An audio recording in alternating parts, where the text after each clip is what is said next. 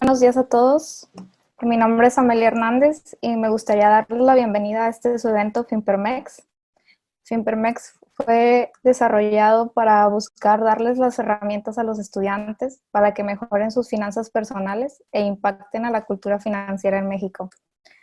Los invitamos a que a través de la semana y las actividades vivan experiencias trascendentales. Le cedo la palabra a Francisco Orozco. Hola, ¿qué tal, Amelia, Víctor, Vanessa y demás público? Muy buen inicio de semana y qué mejor que iniciar la semana con justamente esta primera convocatoria FinPermex México. Lo he platicado, de hecho, Vanessa, es un tema que lo hemos platicado frecuentemente sobre la importancia que tienen las finanzas personales y más en una generación, y ahí me puedo incluir con una generación ahí donde yo todavía estoy, ¿no? Chaburruqueando, pero ahí estoy con ustedes en esta generación donde cobra mucha relevancia el hecho de la planeación financiera personal. Somos una generación que lamentablemente o afortunadamente tenemos un panorama algo diferente a lo de otras generaciones. Viendo un poco hacia el futuro, con este pensamiento a veces un poco YOLO, somos una generación en la cual ya no nos va a tocar un sistema de pensiones, por lo cual la importancia que cobran las finanzas personales es muy importante en nuestro día a día. Tomen esta semana como una semana para aprender, para conocer, para empaparse de toda una cultura financiera que tan importante es de ahora en adelante. Justamente en el inicio hoy de este Buen Fin, que va a durar 2 semanas, para que tengan consumismo consciente, para que sepan realmente una buena decisión entre lo que es un gustito y lo realmente es una oportunidad y que realmente van a aprovechar, ¿no? Entonces, justamente, muchísimas gracias, Amelia y Víctor, por crear esta ventana para que puedan la gente conocer acerca de las mejores estrategias o de los temas de cultura financiera en México. Muchas gracias, Francisco, por acompañarnos y por el mensaje de inauguración. Bueno, me gustaría presentarles a la conferencista. Vanessa Villarreal es profesor de Contabilidad y Finanzas de programas académicos y diplomados en Finanzas del Tecnológico de Monterrey. Obtuvo grado académico de licenciada en Contaduría Pública y Finanzas en el TEC de Monterrey, Campus Monterrey, en 1999.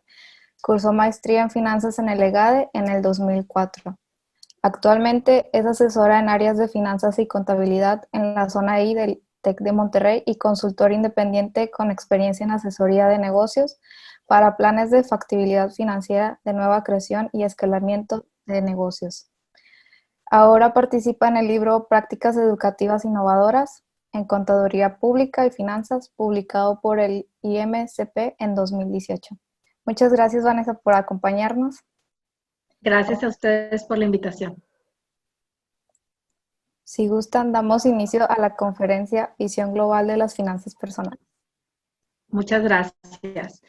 Buen día a todos. Es un gusto para mí estar acompañándolos en esta excepcional iniciativa para tener más bases en las decisiones de sus finanzas personales, muchachos. El día de hoy, pues ustedes tienen un activo maravilloso que se llama el tiempo, que está trabajando, va a tener a gran escala la ventaja en el manejo de sus recursos, ya que esta formación que vamos a estar teniendo durante esta semana les va a permitir el que ustedes puedan anticipadamente contar con la información que van a necesitar para llevar a cabo sus decisiones de manera inteligente.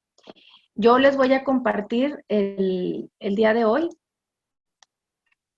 sobre la visión global de las finanzas personales. Quiero empezar abriendo el tema con una de las áreas más importantes que se deben de tomar en cuenta. Sí, denme un momentito.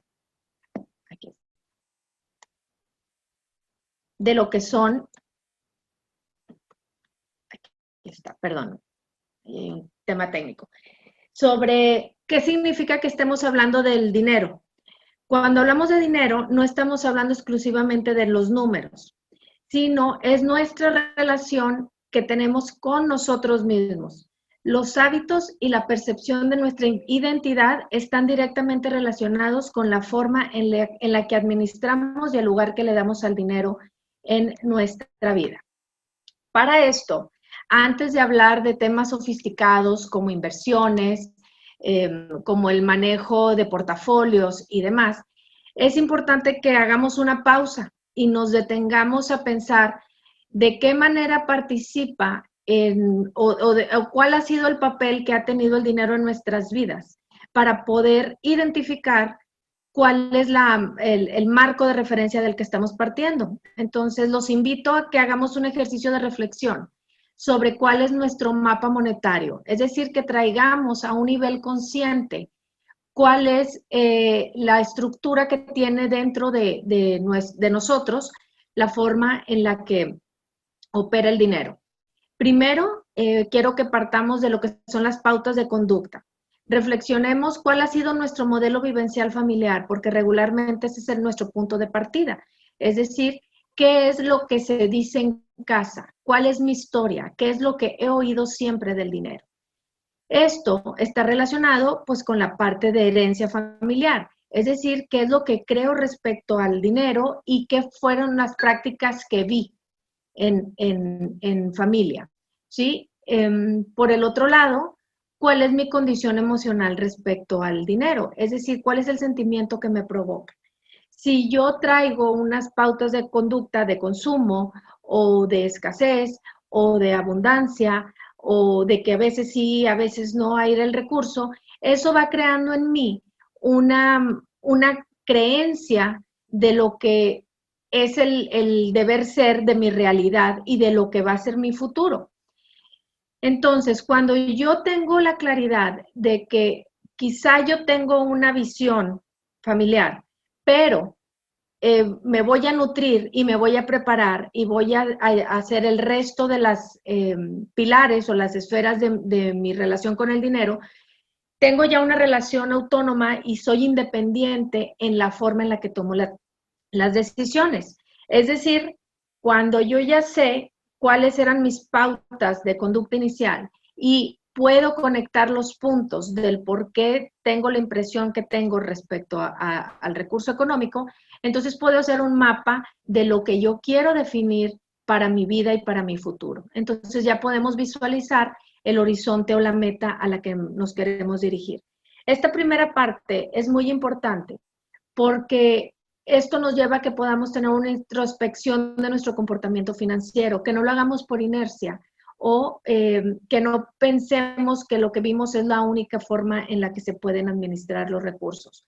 Por un lado, podemos pensar de que apenas llega el dinero y se va, o por el otro lado podemos pensar es que el dinero se da en los árboles. Entonces, tener una relación consciente nos permite tener el control en el momento en el que lo administremos y manejemos los recursos. ¿Cuál es nuestra primera relación con el dinero? Generalmente a todos de chiquitos nos dieron un cochinito para que fuéramos llenando la alcancía y pues fuéramos creando una cultura, una tradición de juntar el recurso. ¿Y de qué manera operábamos? Pues nos daban el cochinito a principio de año o el día de nuestro cumpleaños, ahorrábamos y en el momento en el que se llenaba el cochinito, que cada vez era más pesadito, lo que hacíamos era romperlo. Y en el momento en el que lo rompíamos, teníamos una sola visión, que era ir a comprar el dulce, ir a comprar el juguete para el cual estuviste ahorrando todo ese tiempo. Y sí, como primera práctica es una forma muy lúdica de empezar a manejar el concepto de la postergación de la recompensa. El detalle es que cuando nosotros estamos viendo el ahorro desde un plano temporal de corto plazo, pues lo vamos a asociar a que vamos a querer gastarlo a la brevedad. Entonces, dicho esto, como nuestras pautas de inicio, pues quiero que hagamos esta reflexión de que el dinero finalmente refleja y afecta todas las áreas de nuestras vidas. Nuestras relaciones interpersonales, nuestras decisiones de inversión,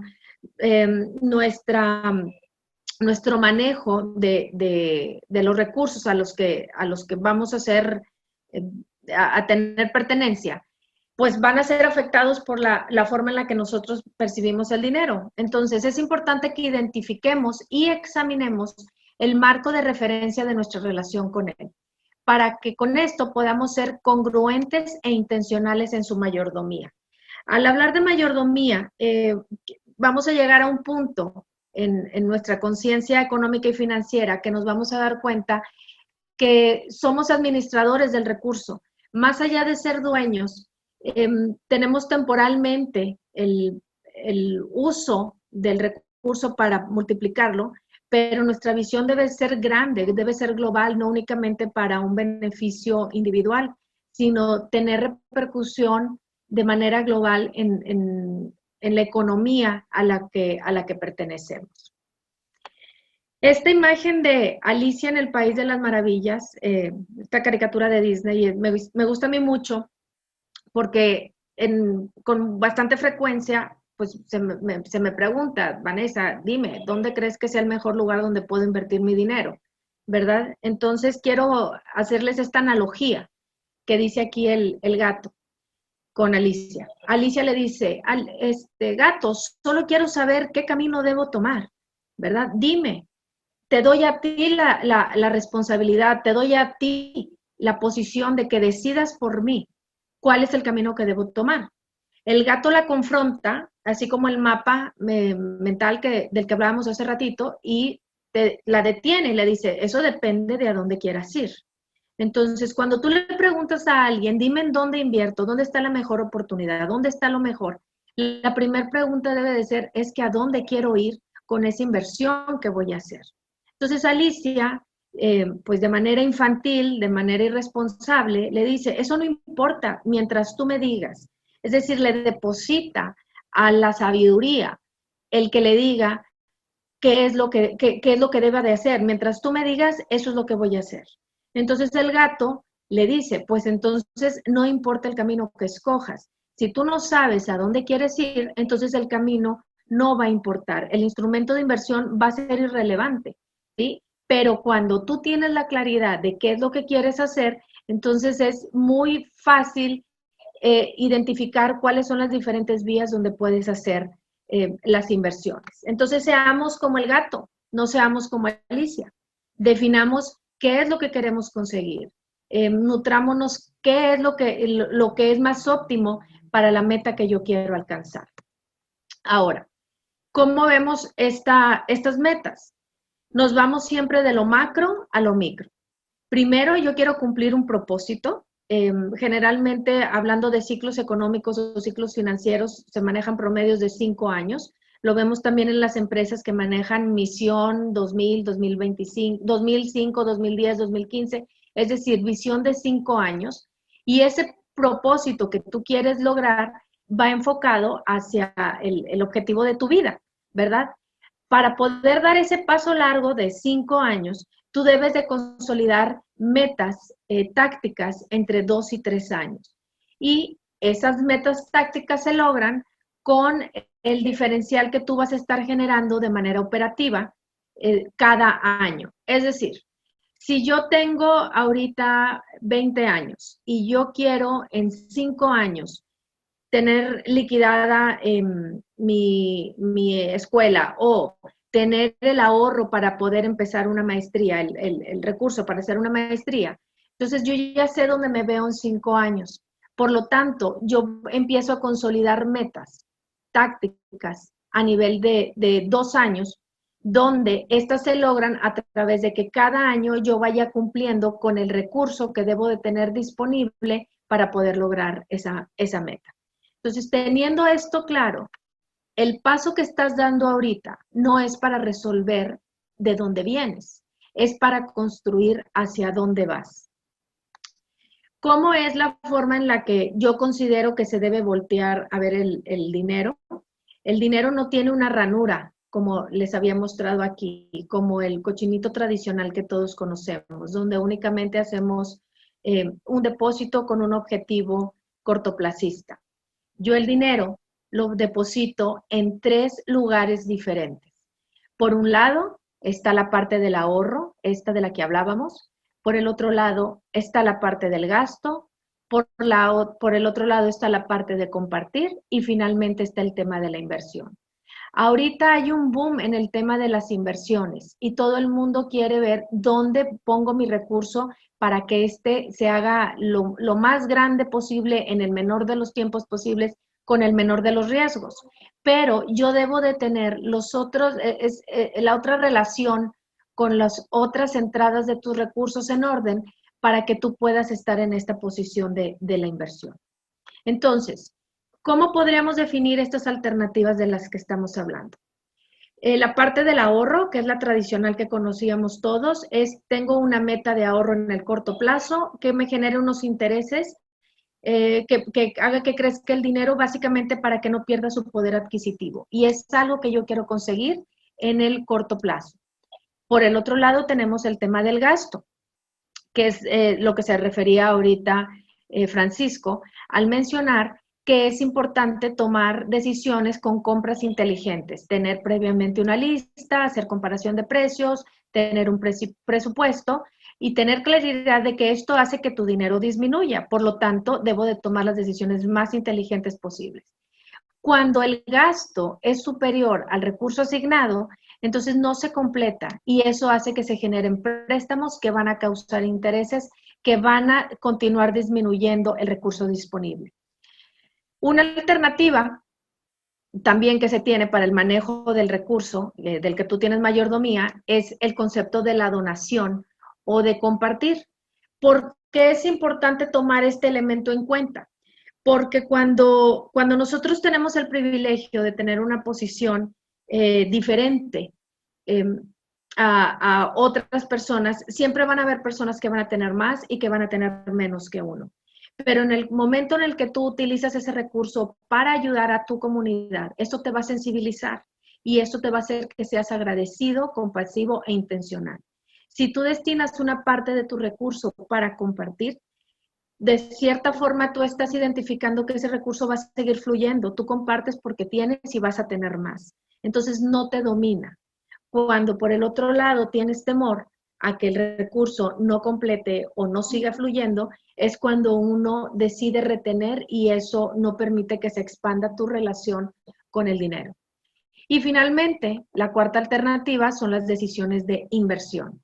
Estas son cuando establecemos las metas de largo plazo, lo que hablábamos de nuestro plan de vida, que vamos construyendo y que vamos ampliando en un periodo de 5 años, 7 años aproximadamente, donde tú estás esperando que ese dinero trabaje para ti sin tu intervención, es decir, que te genere rentas, intereses y dividendos, que haga que el dinero crezca. Entonces, cuando yo tengo claro que son 3 flujos de recurso, 4 flujos de recurso con 4 intenciones diferentes, yo ya tengo un esquema más armado de cómo sería la relación con el dinero. Ahora les quiero mostrar en una línea del tiempo cómo es la relación de los ingresos y de los gastos típicos en una persona, pasando de su niñez, su etapa de primaria, la etapa profesional, formación de una familia, perdón, el desarrollo profesional, el prerretiro y el retiro. En una persona promedio en este país, el camino que se maneja es el siguiente. De este lado voy a ir graficando la parte de los ingresos, de este lado vamos con las pautas de las edades. Los ingresos empiezan entre los 18 y 21 años, en una etapa creciente cuando uno se gradúa, llegan a una meseta donde se mantienen si uno no continúa retándose a sí mismo, ¿verdad? Y llegamos para generar ingresos adicionales Llega la etapa del prerretiro, donde disminuyen los ingresos y uno vive del retiro que haya preparado. ¿Cómo es nuestro tema de los gastos? Cuando somos niños y en nuestra etapa de formación académica representamos pues una salida importante de dinero.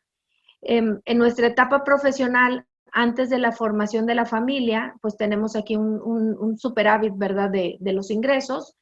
Y cuando se hace la formación de la familia, se disparan los gastos por la familia y también pues por la formación académica de los hijos. Y finalmente, y aquí pues tenemos un déficit económico. Y finalmente, pues disminuye ya que los hijos se gradúan, es decir, esta etapa de los hijos, de tuya aquí serían de tus hijos, en esta etapa disminuyen y aquí ya los ingresos son superiores. Y lo que se está presentando mucho en la comunidad es que en las etapas mayores, que es cuando requieren servicios médicos, atenciones más especializadas, los ingresos no son suficientes. Entonces, hay un desahorro que es financiado por los padres, después hay un ahorro porque se consume menos, después está la etapa del desahorro y se busca financiamiento, y después se regresa ya a la parte del ahorro, el patrimonio y jubilación. ¿Sí? Esta información tú la estás teniendo antes de que tomes las decisiones importantes en tu vida del manejo de tus recursos económicos. Entonces, ¿cuál es el objetivo que se busca con este tipo de iniciativas o este tipo de programas? Que tú con anticipación, tus gastos siempre estén por debajo por la entrada, de la entrada de tus recursos. Que tú anticipadamente tomes decisiones inteligentes que lleguen a expandir tu fuente de ingresos por arriba de tus necesidades de los gastos. Entonces, está el desahorro del financiamiento de los padres, que haya un ahorro y eventualmente una jubilación holgada.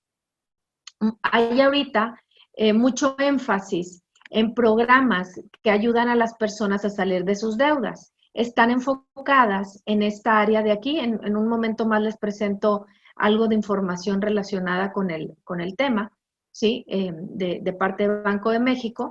Y existen muchas estrategias para resolver esos temas del endeudamiento tan elevado que se está teniendo.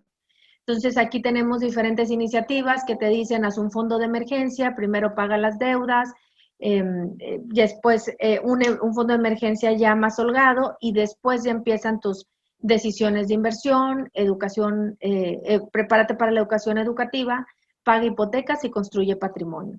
Entonces, este tipo de iniciativas son las que ofrecen diferentes gurús para resolver problemas de sobreendeudamiento. Ahora, eso está relacionado con la parte de los gastos.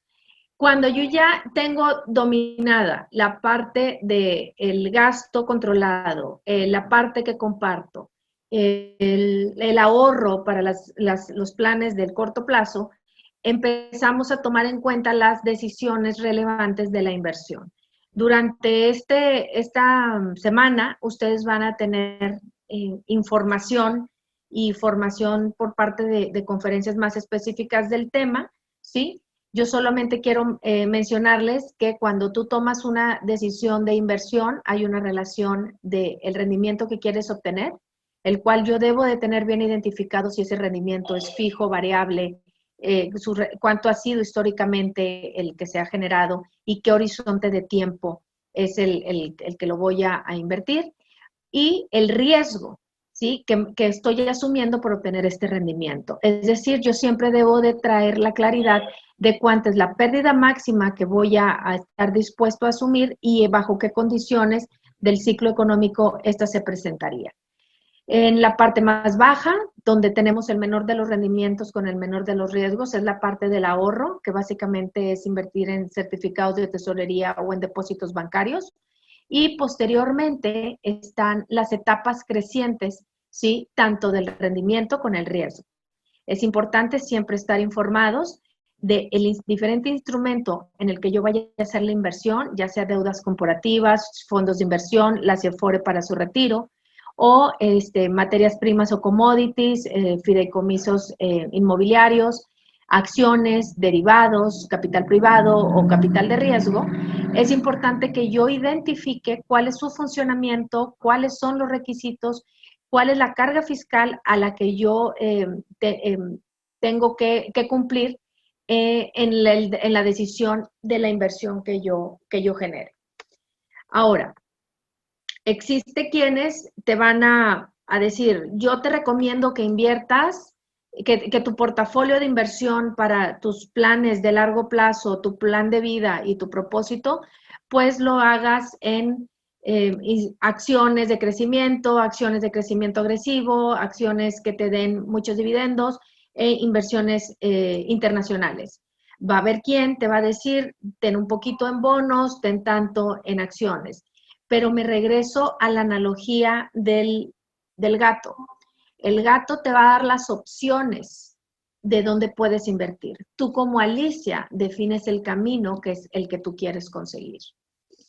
Ahora, hablando específicamente aquí en México de cómo es la relación del ahorro que el mexicano promedio que está dentro del mercado formal, es decir, que trabaja para una compañía y tiene un seguro social, ¿cuánto es lo que se ahorra en una Afore? Tenemos por aquí la estructura de este ahorro.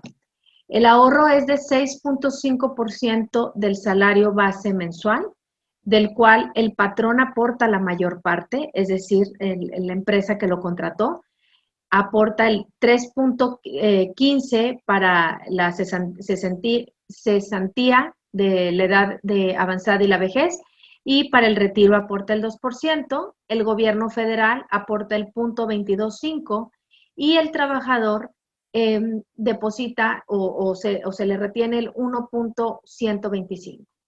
Es decir, cuando hablamos de los temas del retiro, si yo dejo en las manos de alguien más la responsabilidad del manejo de mi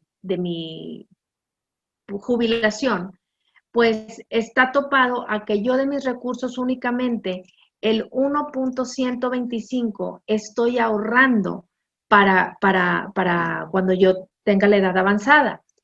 Si somos inteligentes desde un principio, teniendo ya toda esta visión del horizonte de la vida, pues entonces todos tenemos claro que pues no suena nada óptimo un nivel tan bajo de algo que sí depende de mí que yo pudiera ahorrar.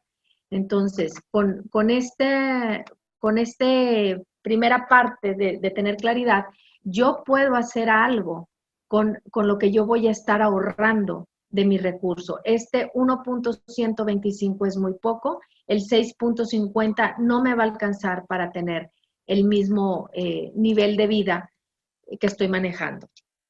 También en la serie de conferencias que vamos a estar llevando durante van a estar ustedes participando en esta semana, les van a platicar a detalle, ¿sí?, del sistema de las pensiones.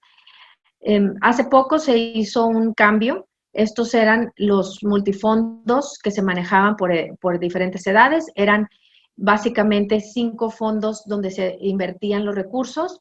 La gente que estaba a punto de retirarse, pues básicamente todo ese era en papel de gobierno, y la gente joven de 36 años y menores, como todavía tiene un horizonte largo de tiempo para ganar el rendimiento de las inversiones con rendimiento variable, pues básicamente las rentas variables representaban el 40% de su inversión. ¿Sí? Tenemos también inversión en fibras, inversión en commodities o mercancías, valores extranjeros e instrumentos estructurados.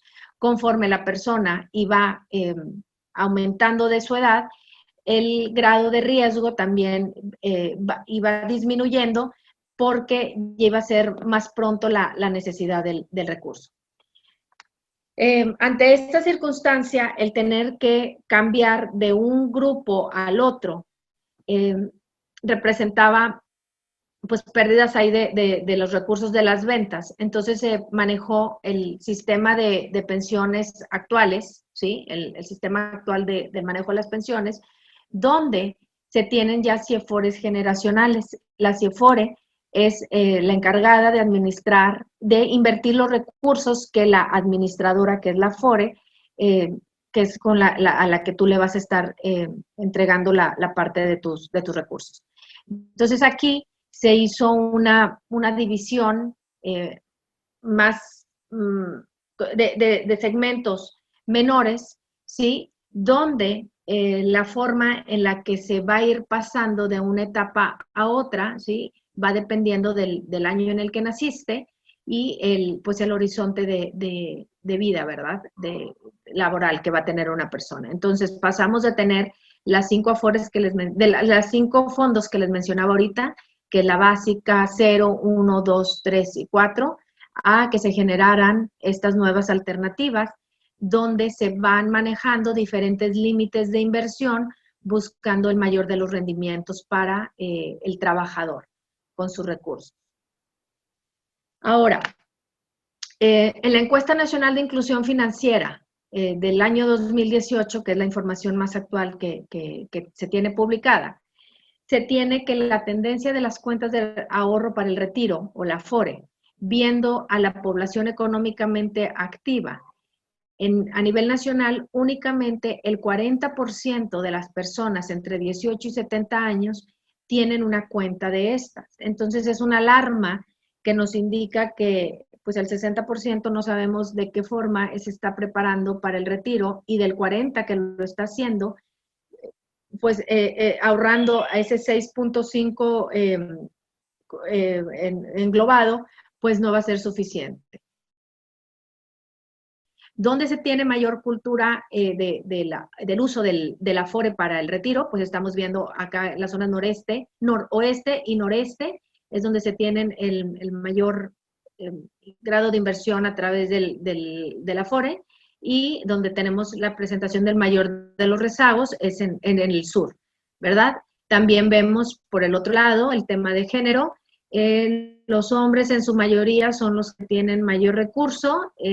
Las damas pues tenemos pues el tema de que su inclusión en el sector laboral pues es diferente, ¿verdad? Y tenemos mucho que hacer todavía por buscar la mayor equidad en el manejo de los recursos de este tema. Ahora, vamos a ver este reporte que hizo la Asociación Mexicana de Agencias de Inteligencias de Mercado, donde ellos segmentan a la población dependiendo de la escolaridad del jefe de hogar, número de dormitorios, baños, personas que trabajan de 14 años o más, autos que se tengan y tenencia de internet fijo, ¿sí? Aquí a nivel nacional se tiene identificado que la clase alta con estos criterios representa el 7% de la población del país, la media alta el 12%, la media el 15%, la media baja el 15% también, que tenemos por aquí, y básicamente la clase baja alta representa el 28%. Entonces, entre la clase baja y la baja alta, o sea, que no deja de estar dentro del rango bajo, pues está una buena parte de la población. Entonces, para esto debemos de estar concientizados de la manera en la que nosotros estamos en la escala, estamos en el diagrama, y de qué manera vamos a ayudar a impulsar a los sectores de la economía que están en desventaja. Para sensibilizarnos respecto a este tema, les presento la última encuesta publicada por INEGI de ingresos y gastos de los hogares. Esta información que les presento es la información promedio. Tenemos los percentiles con límites, con muchos diferenciales en términos de los estados en el manejo de los recursos, pero aquí les presento una visión global. En México, en el hogar promedio, sus ingresos trimestrales son de 53,000 pesos. Si los pasamos en totales, si los pasamos en términos mensuales, son 17,600. Este es un promedio, teniendo como límite superior cerca de 70,000 pesos y como límite inferior un límite de 28,000 pesos. Es muy polarizada la parte económica en el país. Este ingreso mensual es por toda posible fuente. Si varias personas de la familia trabajan, integran el monto global. Si vienen recursos de traspasos, ¿sí? O transferencias que se hagan, es todo el importe completo. Entonces, ¿cuáles son las principales fuentes de ingreso aquí en México? Según INEGI, el 67% es ingreso por trabajo. O sea, la mayor parte de la gente que genera recurso económico es a través de ser empleado de alguien más. Tenemos por el otro lado el 15.4, transferencias o remesas del extranjero, una parte que tiene que ver con el alquiler de vivienda o con el alquiler de propiedades. Entonces, con esto nos podemos dar cuenta que la derrama económica para una familia en México viene del trabajo para alguien más. Es importante que tomemos en cuenta que debemos de ser pues agentes de cambio, de generar oportunidades para los sectores menos favorecidos y también de manejar el emprendimiento como una vía de dar pues estas opciones a la población. Por el otro lado, vamos a ver los gastos. Una familia promedio en México, sus gastos mensuales, el trimestral son 47,200 pesos, si lo llevamos a un término mensual, hablamos de 15,700 pesos. Entonces, entre los 17,670 que ingresan con los 15,700 en promedio que salen, pues el margen para llenar las otras vías que les había mostrado previamente, pues es muy corto, ¿sí? Entonces, ¿en qué se gasta en México? Una familia, ¿en qué gasta? El 35% se le va en el alimento, bebida y tabaco, el 20% se le va en el transporte, educación 12%, vivienda 9.5%, cuidados personales 7.4% y tenemos vestido, transferencias, etc. Entonces, básicamente, para vivir, tiene comprometida la mayor parte de su recurso. ¿En qué momento va a tener la opción de hacer inversiones inteligentes si necesita tener un fondo de emergencia si la brecha es tan corta? Entonces, aquí es donde ustedes en su juventud tienen toda la oportunidad y la visión de generar estas oportunidades de cambio. Ahora, les presento este reporte del Sistema Financiero de Banxico con información 2019, que también es la más actualizada, focalizando la información específicamente a los hogares que tienen acceso al crédito formal, ¿sí? Del endeudamiento del sistema financiero. Tenemos aquí información de Banco de México, Conducef y la Bolsa Mexicana de Valores. El endeudamiento en un hogar dentro del mercado formal, de la deuda total que tiene, el 60.6% está relacionado pues, con la vivienda en la que habita, es decir, que eventualmente va a ser suya después de que haga sus pagos hipotecarios. Y el 40% está relacionado con el consumo. Es decir, que de todo lo que una persona debe, el 40% está relacionado con algo que ya usó. El consumo está relacionado básicamente con créditos personales, con tarjetas de crédito, con créditos sobre nómina, ¿sí? Que son cosas que ya consumiste. Es decir, que no te van a generar ingresos en el futuro y la razón por la que las consumiste pudo haber sido porque no tomaste una decisión inteligente, porque elegiste no postergar la recompensa, porque quisiste tener todo al mismo tiempo o porque fue una emergencia, porque el sueldo no fue suficiente, porque hubo un tema médico. Pueden haber 1,001 razones que estén detrás de esa deuda de consumo. Lo importante es que tengamos claro que toda deuda de consumo hipoteca tus ingresos futuros, es decir, ya los tiene retenidos para pagar el pasado. Mientras que si uno va tomando decisiones paulatinamente del manejo inteligente de los recursos, mis ingresos futuros los tengo disponibles para crecerlos y multiplicarlos a través de decisiones de inversiones inteligentes. Entonces, esta parte del reporte era importante mencionárselas. Tenemos aquí el 45% está relacionado con la vivienda, el 8% con la parte automotriz, que de cierta forma aquí tú tienes un bien inmueble que se puede estar revaluando, y un bien mueble que pues se requiere para el transporte, pero todos los que están en la parte de arriba pues no tienen un valor agregado hacia el futuro, sino que son consumos del pasado. Y vemos aquí en los gráficos, ¿sí? Voy a trabajar con la información promedio del 2013 al 2015, disminuyó el crédito comercial en los hogares.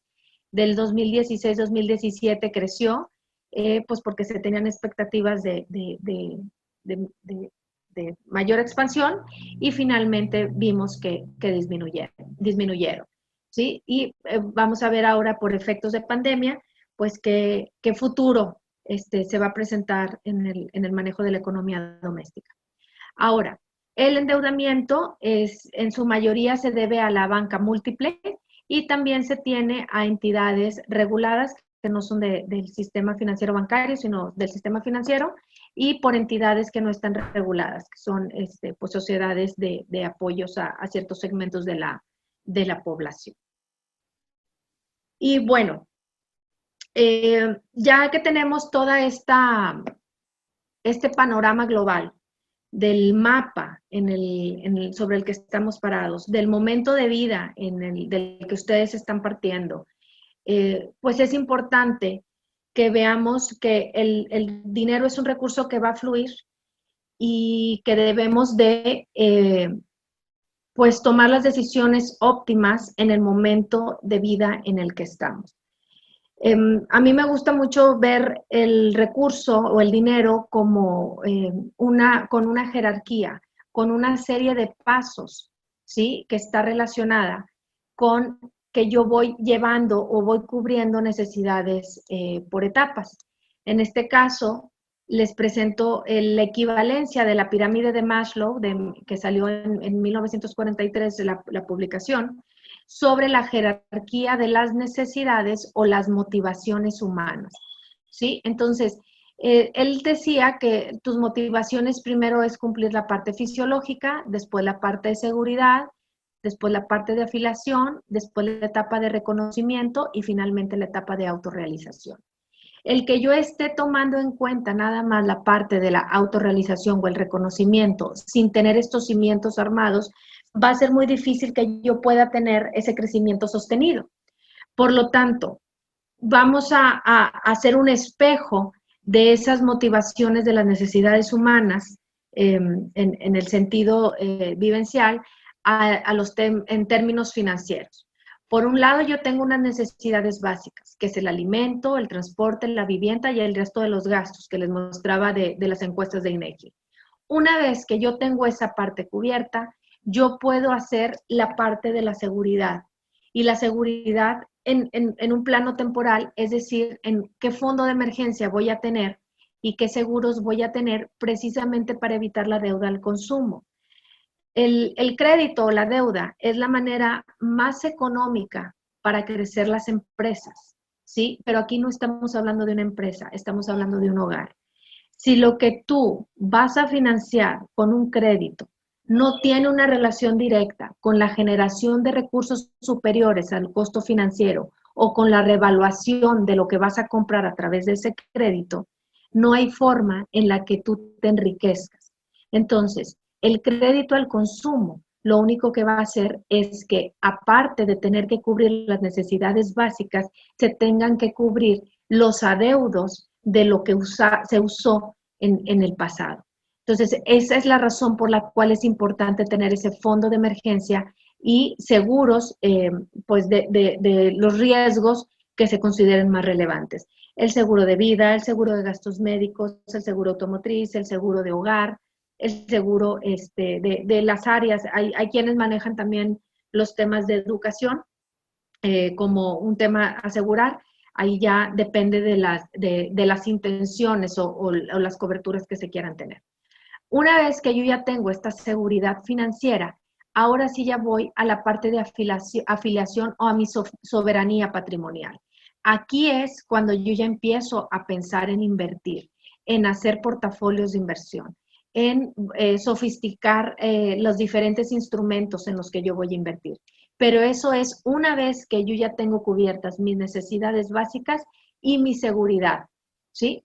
Y finalmente, pues nos vamos a la etapa del reconocimiento, que es cuando se tiene la cosecha de libertad financiera, que es cuando se tiene ya la etapa en la gráfica que les mostraba de la línea del tiempo, cuando ya se está acercando el tema del retiro, donde ya se empieza a cosechar todo lo que se sembró, más allá del 6.5%, ¿sí? A lo largo del tiempo. Y esto me lleva finalmente a la autorrealización, es decir, al legado que voy a dejar con las decisiones inteligentes que tomé a lo largo de mi vida con el recurso del cual yo manejé la mayordomía. Es decir, yo voy a hacer la sucesión de los recursos a una siguiente generación de una forma enriquecida, de una forma nutrida, para que esto se siga creciendo. Entonces, esto lo que me permite darme cuenta es que mi éxito no fue la acumulación del recurso, sino la correcta y adecuada administración del recurso, ¿sí? Del cual yo fui únicamente un administrador, porque lo manejé un tiempo, lo administré de forma inteligente y lo pasé a la siguiente generación. Y bueno, con esto tenemos una visión global de cómo es pues, la estructura de las finanzas personales.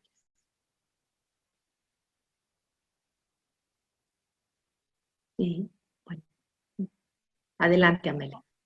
Muchísimas gracias, Vanessa, por esta gran conferencia de pues, la contextualización sobre las finanzas personales. Queremos invitar al público si tiene alguna pregunta o duda, comentario para Vanessa, que levante la mano y les damos la palabra. Alejandra del Río. Alejandra del Río Muñoz. Hola. Hola, Vanessa. Ale. ¿Qué tal? Mucho gusto. Muy padre, muchas gracias. Me encantó como comenzaste, de que la relación que tenemos con el dinero, que normalmente nomás hablamos de números, pero no tanto de eso. Y la pregunta va relacionada más o menos con eso, de también en el momento que tú decías de que a la hora de compartir el dinero, que es una manera de saber que tú estás bien con él. Uh-huh. Entonces, yo soy de la idea de que sí, efectivamente, pero luego pienso en las personas, o sea, como que todo el mundo tiene una manera de ayudar, ya no siempre va a ser con dinero, pero así es. Con ese comentario, digo, ¿cómo ves esa participación por parte de los niveles socioeconómicos más bajos, si ellos tienen esa oportunidad, esa facilidad, o crees que de plano, o sea, guiarnos por la pirámide y decir, no, o sea, dejar esa parte de la donación hasta que tú ya cumplas, no sé, el tercer escalón? ¿O tú cómo lo ves? Mira,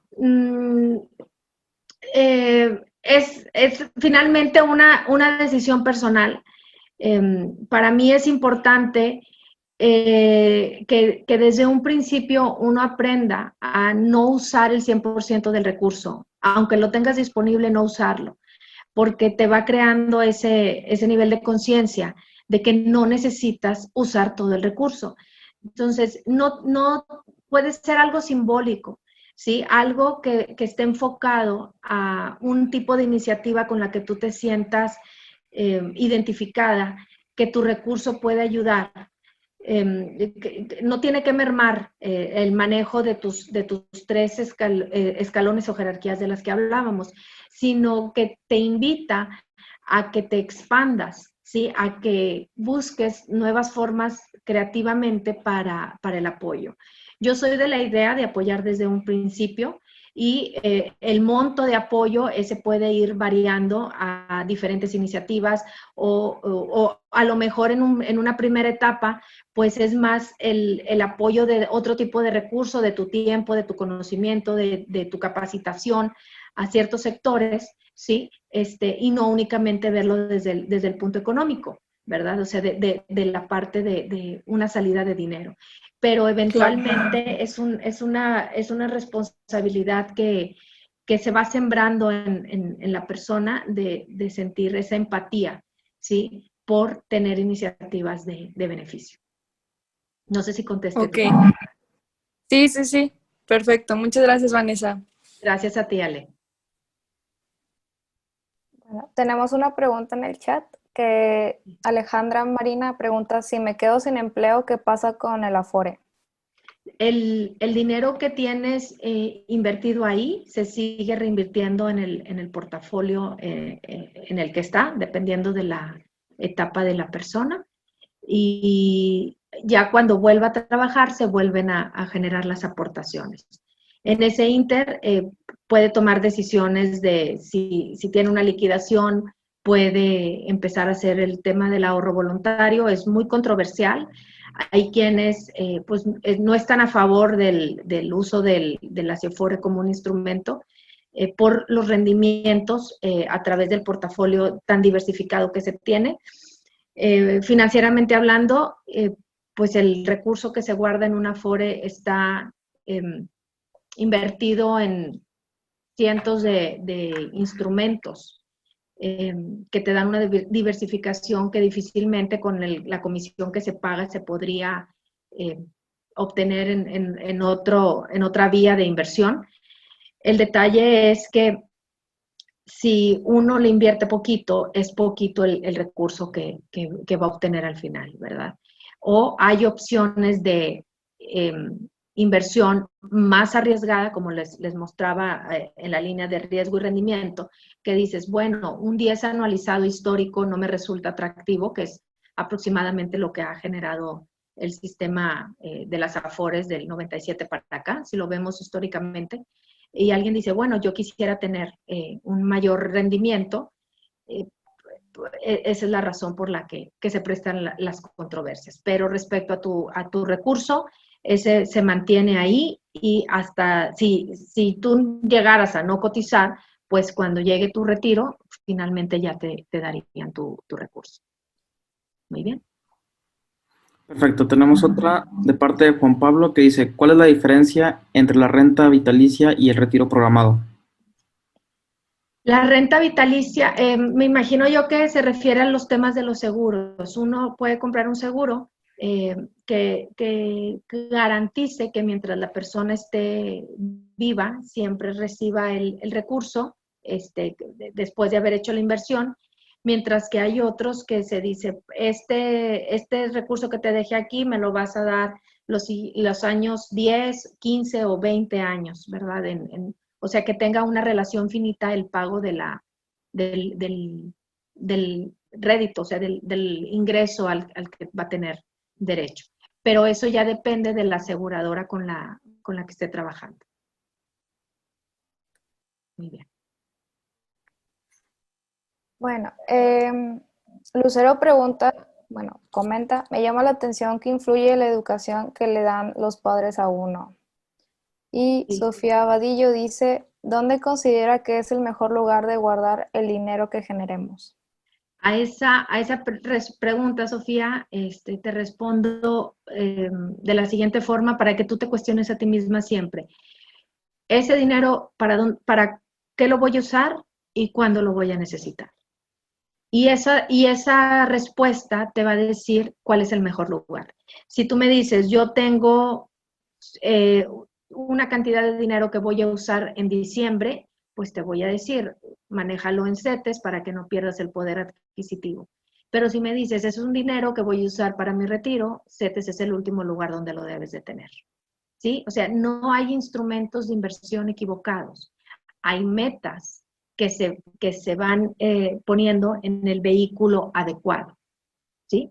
Entonces aquí sería, si quieres darme un poco más de detalle, ¿dónde es el mejor lugar para guardar el dinero que generamos?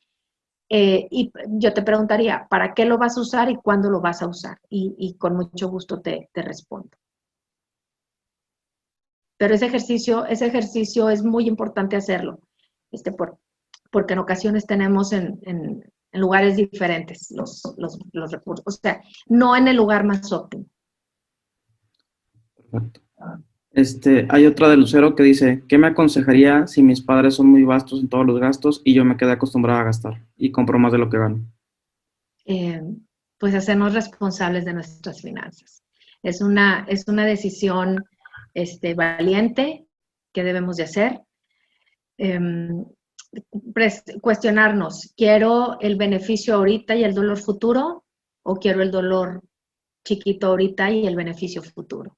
Y eso, la paz que te da el tener el control del manejo de los recursos y la autorrealización, de darte cuenta que estás tomando las decisiones más óptimas, te empoderan para darte cuenta que no porque viviste de una forma o porque ya hiciste consciente que una realidad económica no es la única vía, sino que puede haber otra, pues es lo óptimo. ¿Sí? Es hacer una decisión valiente. El solo hecho que lo compartas y que hayas hecho consciente el hecho sobre qué estás parada es uno de los pasos más importantes. Lo que sigue ya es nada más seguir el caminito, como lo que te mostraba en la presentación, ¿verdad? Pero ahí depende mucho de qué es lo importante para ti. El seguir disfrutando en el corto plazo y pues cruzar changuitos y que en el futuro las cosas no resulten desfavorables o pues tomar las riendas de tu futuro financiero desde el día de hoy. Muy bien. Tenemos una pregunta de parte de Luis Fernando. Dice, ¿hay posibilidad de obtener rendimientos negativos al ingresar nuestros recursos en una Afore? Sí, sí es opción. De hecho, hace poco se tuvo una baja, pero la razón es porque las inversiones que se hacen, dependiendo de tu edad, se hacen pues en instrumentos más riesgosos. Entonces, como el horizonte de tiempo que vas a permanecer es largo, se puede dar el tiempo de esa bajada y luego la recuperación eventual. Es por eso que las generaciones que ya están de 60 años en delante, todos sus recursos se invierten en papel de gobierno, donde ahí no existe la posibilidad de que se tenga la pérdida. Pero si tienes 20 años, 25 años, 30 años, dice, todavía falta 30 años para poder mitigar esa disminución. Ahora, sobre lo que comentas, rendimientos negativos, mientras tú no hagas efectiva la pérdida, es decir, mientras que no saques el dinero, no has perdido. Simplemente tu portafolio sufrió una minusvalía, ¿sí? La pérdida se genera en el momento en el que se venden los instrumentos a un precio inferior del precio de compra. Entonces, el objetivo en la Afore es que nunca sea, en tu etapa de retiro, pues eso no se presente, ¿verdad? Se maneja en términos de finanzas el término minusvalía, cuando disminuyó el valor pero no lo has vendido, y plusvalía, cuando el valor actual es superior, pero no has ejercido la venta. Entonces, hasta que se hace la ejecución final.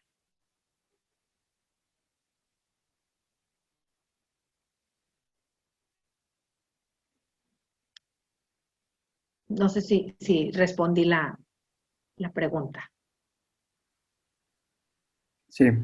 Pues bueno, si no hay más dudas o comentarios, te agradecemos mucho, Vanessa, por esta gran conferencia de contextualización sobre finanzas personales. Y pues para todos nuestros participantes, los invitamos y los esperamos en nuestra próxima charla financiera con Ludovina Córdoba con el tema de finanzas sanas, qué son y cómo conseguirlas a las 11:30 horas. Gracias por su asistencia y participación.